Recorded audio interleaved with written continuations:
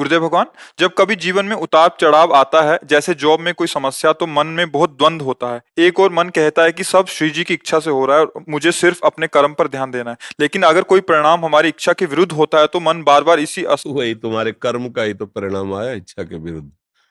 तुम आज से थोड़ी हो, जब से सृष्टि रची गई तब से हो। तुम आज वर्तमान को देख रही, तो वर्तमान के देखने से तुम्हारा जो भूत कर्म है वो तुम्हें छोड़ेगा क्या?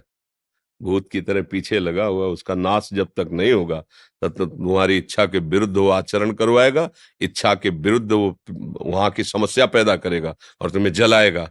आज सुधर गए हो, लेकिन पीछे का जो बोया है वो तो काटना पड़ेगा। या फिर ऐसा भजन करो कि आग लगा दो गोदाम में पूरे। वो भगवान कर सकते हैं, क्योंकि गोदाम तक हमारी पहुंच ही नहीं है। वो भगवान कर सकते, इसीलिए भगवान कहते हैं अहम तो हम सर्वपापेभ्यो मोक्षयिष्यामि मा शुचः। तो आप भगवान का आश्रय लेकर भजन करो। ये उतार और चढ़ाव यात्री को प्राप्त होता ही रहता है। यात्रा सब नहीं होती, चढ़ाव और उतार ये जीवन की यात्रा है। इसमें उतार चढ़ाव आते रहेंगे। तुम यात्री कहाँ के हो? सम के। तो इस पर विषमता पर ध्यान मत दो, समता की तरफ बढ़ो, भगवान की तरफ बढ़ो। सारे कर्म भस्म हो जाएंगे। जब तक ये शरीर है तो कर्म परिपाक से भोगना पड़ेगा, चाहे भजन करो चाहे ना करो। ध्यान रखना, चाहे भजन करो चाहे ना करो।